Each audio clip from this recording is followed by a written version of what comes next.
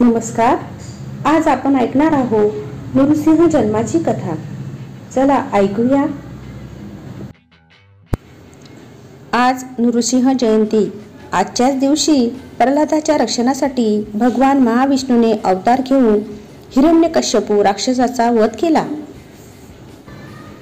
हिरण्यकश्यपू राजाला प्रल्हाद नावाचा मुलगा होता. हिरण्यकश्यपूने घोर तप करून ब्रह्मदेवाला प्रसन्न करून त्यांच्याकडून वर मागून घेतला होता की त्याला मरण माणसाकडून किंवा प्राण्याकडून येणार नाही, दिवसा किंवा रात्री येणार नाही, घरात किंवा घराबाहेर येणार नाही. या गोष्टीमुळे त्याला वाटले की त्याला कुणीही मारू शकणार नाही. त्यामुळे राजाला अहंकार झाला. देवांपेक्षा मीच मोठा असे त्याला वाटायला लागले.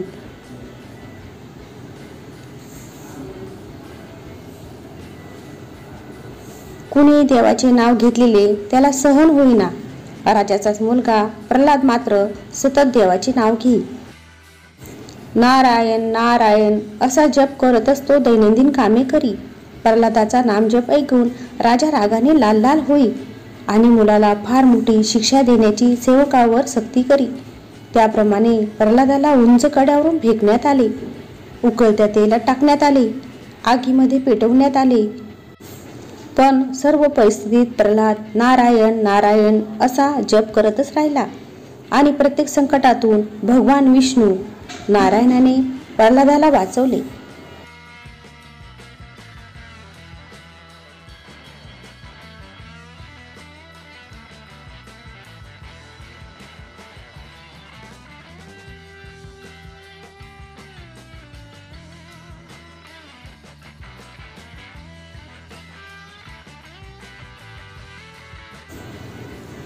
शेवटी एक दिवस राजाने प्रल्हादाला विचारले, बोल, कुठे आहे तुझा देव?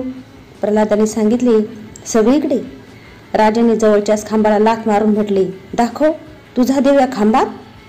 तोच प्रचंड गर्जना करत नरसिंह खांबातून बाहेर प्रकटला. माणसाचे शरीर आणि सिंहाचे डोके म्हणजे माणूस किंवा प्राणी नाही, उंबरठ्यावर म्हणजे घरात किंवा घराबाहेर नाही, सायंकाळी म्हणजे दिवसा किंवा रात्री नाही, अशा वराच्या अटी पाळून नरसिंहाने हिरण्यकश्यपूच्या पोटात नखे रोवून पोट फाडून त्याचा नाश केला. कारण शस्त्र किंवा अस्त्राने मरण येणार नाही असा त्याला वर होता.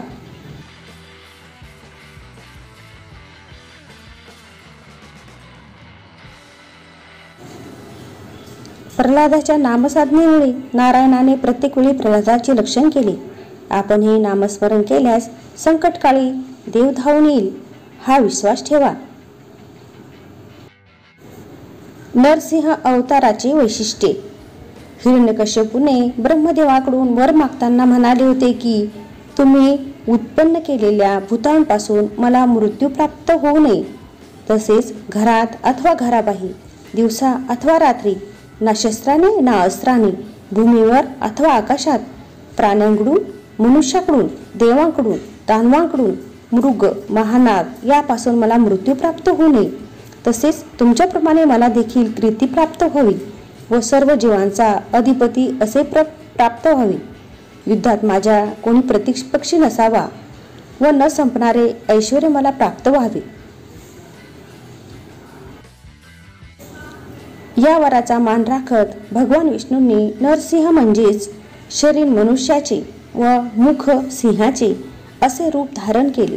हिरण्यकश्यपूला नृसिंहाने न दिवसा न रात्री तर संध्याकाळी सूर्यास्ताच्या वेळी, न घरात न बाहेर तर घराच्या दरवाजात उंबरठ्यावर मृत्यू दिला.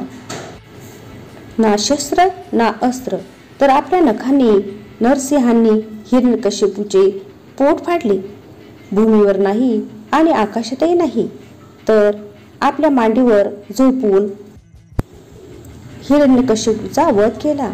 असे हे नरसिंहांनी ब्रह्मदेवाचे वचन सत्य केले आणि जनकल्याणासाठी एका क्रूर दैत्याचा अंतही केला.